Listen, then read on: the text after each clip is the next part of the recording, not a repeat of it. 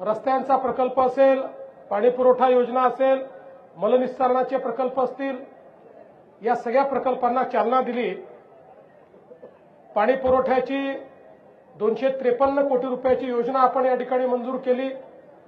मलनिस्सारणाचा 201 कोटी रुपयाचा प्रकल्प आपण मंजूर केला। यामध्ये केवळ हे कागदावर नाही तर पुन्हा सरकार आल्यानंतर मोठ्या प्रमाणात आपण या ठिकाणी काम केलंय।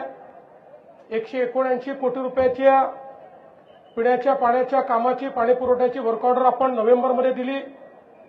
मलनिस्सारणाची हरिविठ्ठल नाला इथे 293 कोटीची वर्क ऑर्डर देखील आपण नोव्हेंबरमध्ये दिलेली आहे।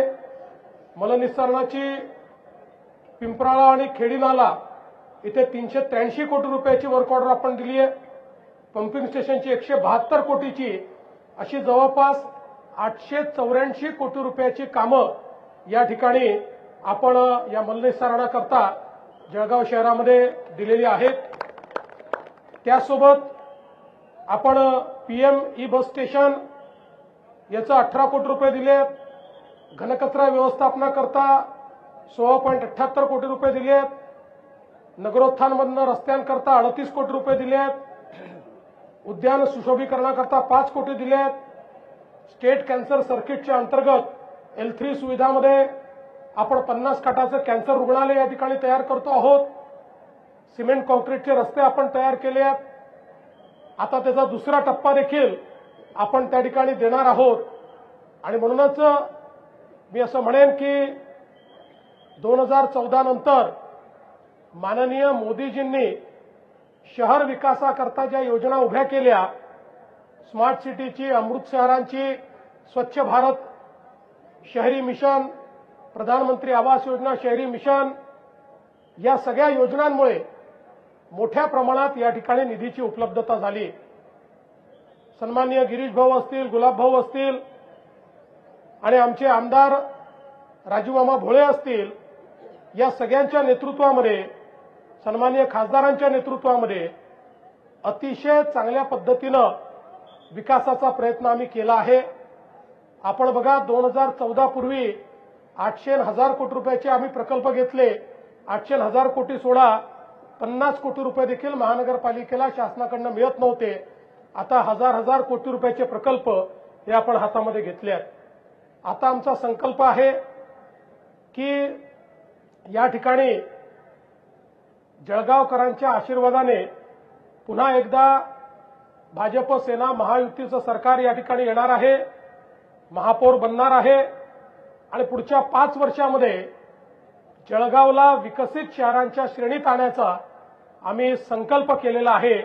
आणि त्याकरता जो काही निधी लागेल तो सगळा निधी राज्य सरकारच्या वतीनं देण्यात येईल, अशा पद्धतीचं या ठिकाणी आश्वस्त करण्याकरता मी आलेलो आहे।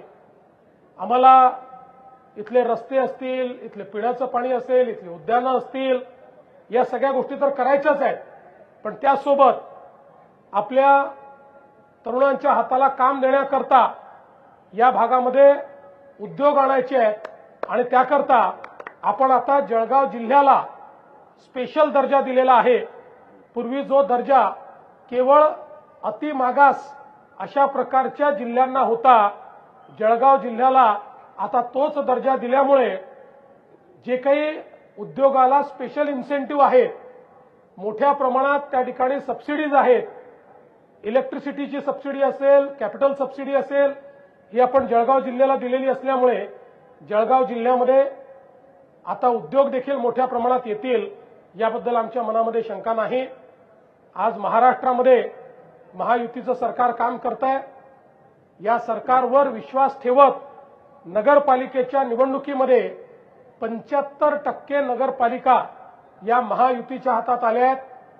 जवळपास तेवढेच राज्यात नगरसेवक आमचे निवडून आलेले आहेत।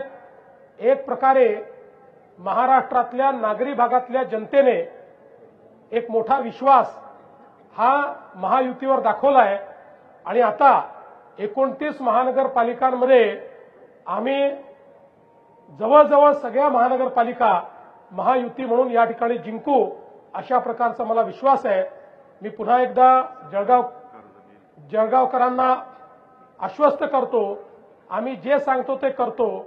या ठिकाणी इतक्या वर्षाचं हुडकोचं कर्ज, ज्या कर्जामुळे ही महानगरपालिका डिफॉल्ट झाली होती आणि लोक म्हणायचे कर्ज कधीच संपू शकत नाही, पूर्ण देशामध्ये ही पहिली घटना आहे की एखाद्या महानगरपालिकेचं सगळं कर्ज हे राज्य सरकारने भरलं आणि पूर्ण महानगरपालिकेला कर्जमुक्त त्या ठिकाणी करण्याचं काम हे आपल्या सरकारच्या माध्यमातून केलंय। पुढेही अशाच प्रकारे जळगाव शहराच्या सर्वांगीण विकासाकरता आम्ही कार्यरत राहू, हा विश्वास मी व्यक्त करतो। आणि पुन्हा एकदा जळगावकरांनी आमच्यावर विश्वास दाखवावा अशी जळगावकरांना विनंती करून या ठिकाणी सर्व पत्रकारांचे आभार मानतो। धन्यवाद।